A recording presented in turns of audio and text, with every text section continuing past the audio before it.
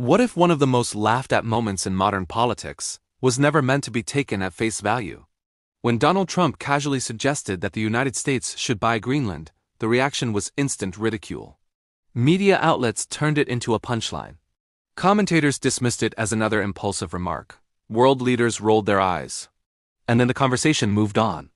But here's the uncomfortable question almost no one stayed with long enough. What if Greenland was never the joke, but the signal?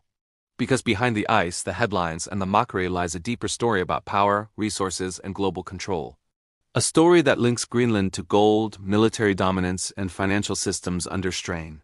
A story that suggests some strategies don't need speeches, laws, or even success to reshape the future.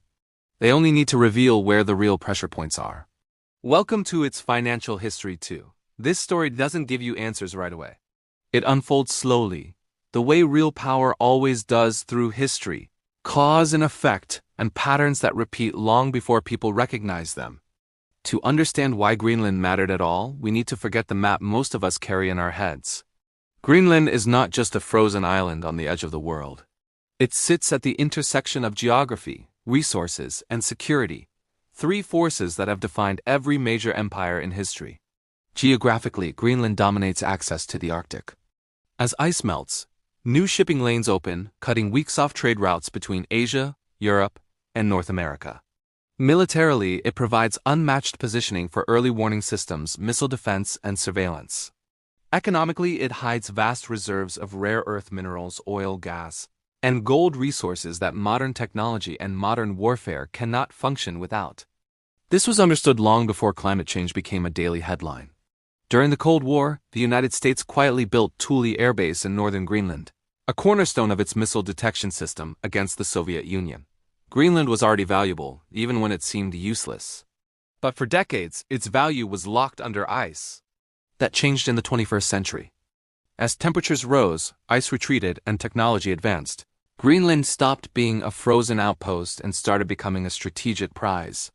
At the same time, China began expanding its influence across the Arctic, not through armies, but through investments, mining interests, and research partnerships. Quiet, patient moves. The kind that don't alarm the public but deeply concern strategists. This is where the real story begins.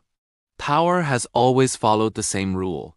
Control the resource and you control the system built on top of it. Gold once anchored empires. Oil replaced it in the 20th century. Now, rare earth elements and strategic geography are shaping the next era of dominance. By the time Donald Trump entered office, the global order was already showing cracks. The US dollar still ruled international trade, but confidence in the system was weakening. Debt was exploding. Supply chains were stretched across hostile rivals. Trust was becoming fragile. Trump fixated on leverage. Not diplomacy in the traditional sense, but leverage, who depends on whom and who can afford to walk away. So when you talked about Greenland, it wasn't about buying land. It was about denying access. If the United States didn't lock down strategic territory, someone else eventually would. Greenland wasn't unique. It was symbolic. During the same period, the administration pushed allies to increase defense spending, reframed trade as a competition rather than cooperation, and quietly emphasized domestic, manufacturing, and supply chain security. The public saw chaos. Strategists saw a pattern: reduce dependency, increase control, and secure assets that matter when systems break. At the same time, central banks around the world began buying gold at levels not seen in decades. This wasn't coincidence. When trust in systems weakens, nations don't rely on promises, they rely on assets. Then came the shocks that pushed everything closer to the edge. A global pandemic shattered supply chains. Inflation surged.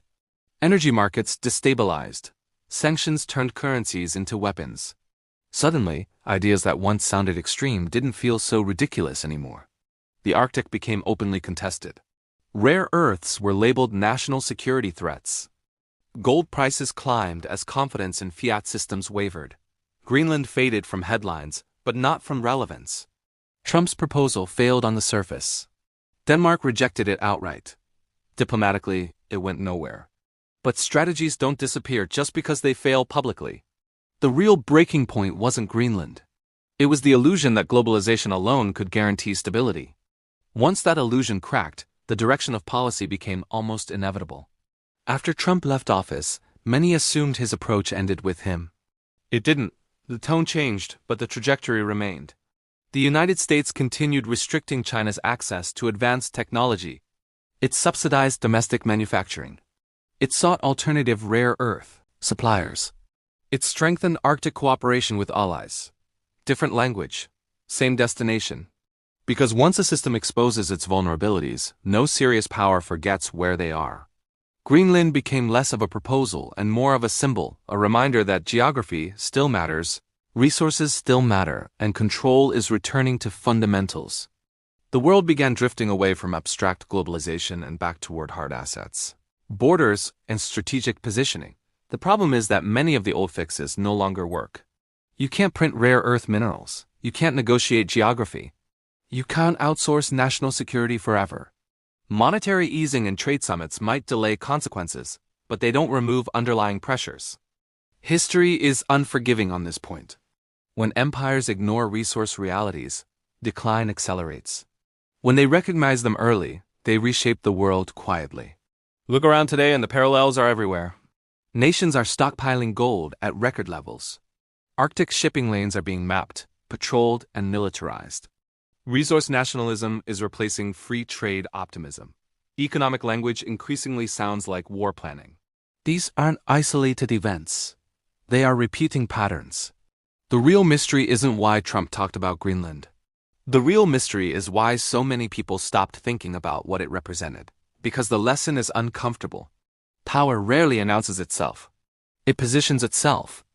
The most important moves are often mocked because they're misunderstood in the moment.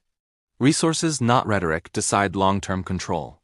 Nations that secure assets early shape the future, while others debate headlines. And history doesn't repeat exactly, but it rhymes with brutal consistency. When trust fades, assets rise. The danger is judging strategy by tone instead of trajectory. When we focus on personalities instead of patterns, outcomes feel shocking, even when they've been building for years.